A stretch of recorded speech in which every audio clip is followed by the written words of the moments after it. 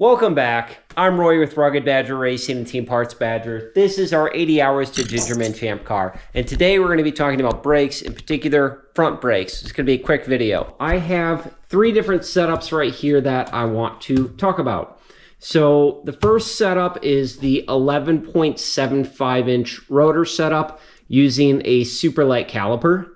Then we have an 11 inch Willwood setup using the Dynalite caliper. You can also use Dyna Pros. And then we have the stock brakes. Let me start by talking about stock brakes. Stock brakes on the Miata are good. You can get a lot of stopping power out of the stock brake setup.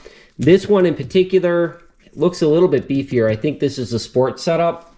It's got a decent sized pad. Here's a new pad here. You can look at that volume, and it has pretty good heat dissipation. So you can definitely get these to last a long time on track. The pads are fairly inexpensive. Now, why don't you just use this? The reason to, number one is weight. Over here we have the 11 inch, and you notice the bolts in the back. This is a 2-piece rotor.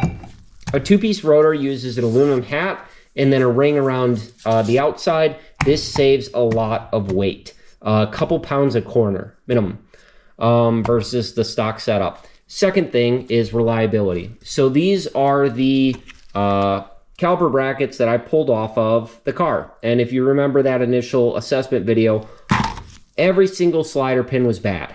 This was an active race car that was actively racing, and every single slider pin was bad, and they had uneven pad wear. I've also had issues with calipers failing. The stock calipers fail a lot, especially in the rear, and I was fed up. So that's why I ended up moving to the 11 inch Willwood setup in our Parts Badger Miata, which is a setup here and here. Now, after running that for a while, learning about brake kits and things like that, I actually went and I developed a street kit using the Powerlight caliper. Now, the Powerlight caliper is a little bit smaller. This isn't great for race applications, but I actually have it on my street car. And let me tell you how this works. So you have a rotor diameter, you have a hat, that adjusts your offset, and then you have a bracket.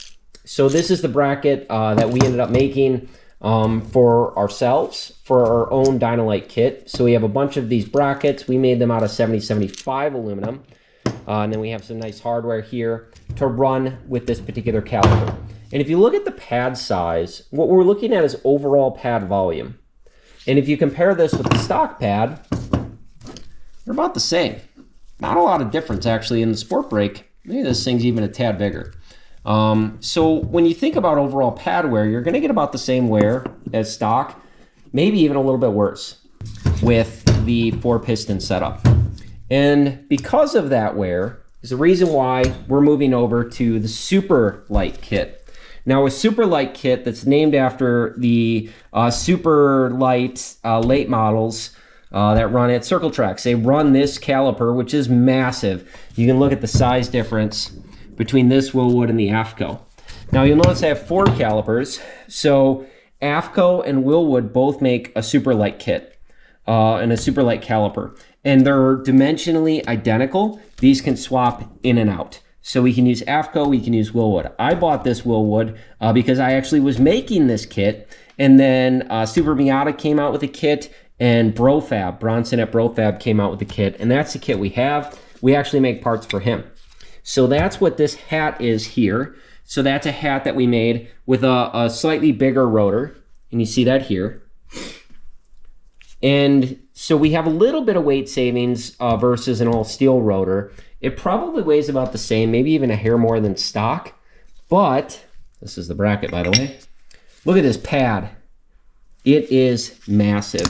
I can try to get this next to the pad we were running previously. So not only is this dimensionally bigger in that direction, if you look at thickness, this is a 12 millimeter thickness, which is a little less than ½ an inch. This pad has 0.8 inches, which is insane. I mean, that is a lot of pad. And when I've run this on a rental car, I know that that team has virtually no pad wear. Literally, running full clip in a set of these, I can last about 10 hours. Stock brakes, about the same, right? With these, I can last an entire season. And I'm not kidding. These pads will last forever. Hardly anywhere. Now, granted, I haven't run them a whole season, but when you measure them after just a race, you barely get anywhere at all. And the reason is that these calipers are so huge, the pads are so huge, the rotor's big, it's just dissipating a lot of heat.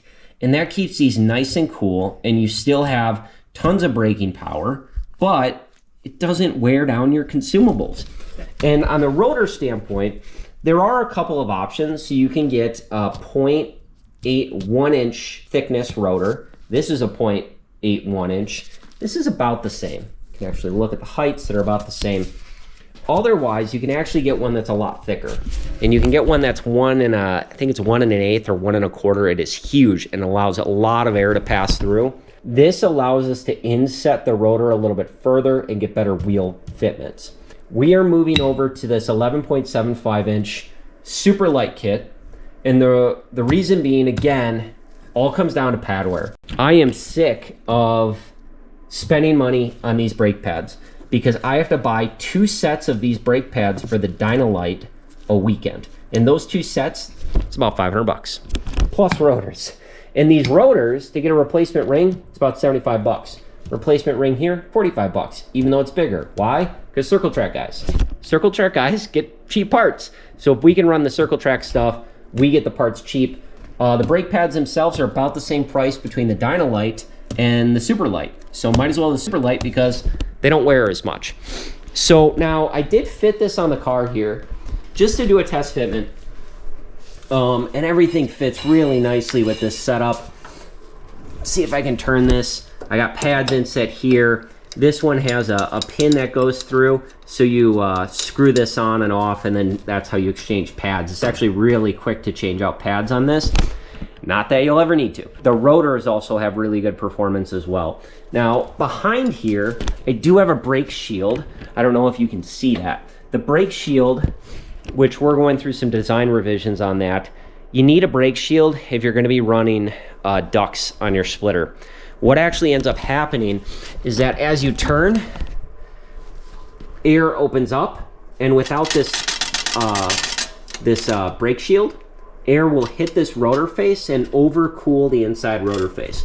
When you overcool the inside rotor face, you're going to crack the rotors every time. It's a big issue. We started getting cracks after just a few laps. Worked with Willwood. We're talking to them about the issue, and then discovered it had to do with the splitter ramps that we had installed directing air this direction. So we have ducting. The ducting isn't the Singular duct, because Singular, the company, actually puts the duct out here at the inside rotor face. And guess what? You're gonna crack rotors. It's a horrible design. Do not run the Singular ducts. I've emailed them, I've told them, don't sell these. They ignored me. They don't care.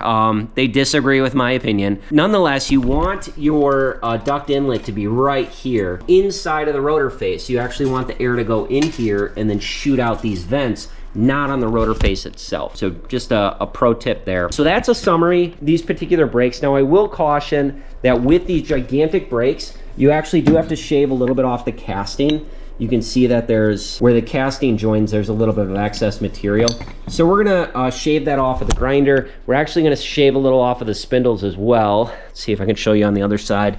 So you have the same situation with the flashing here, that we shave this material off to get these to fit so you don't have clearance issues. That's just because the bolt heads, or I'm sorry, the mounting bosses want to run in there. You can also look at this. This is oval shaped, so you can take material out of here no problem. Obviously castings aren't perfect. There's a lot of tolerance in those. So again, I recommend the 11.75. We're going to be running that this year versus the 11-inch. I'm really happy about this upgrade. That's one of the reasons why I prioritized it on this car. So if you want to learn more, please like and subscribe below. We're going to have a lot more videos. I appreciate you watching. See you next time.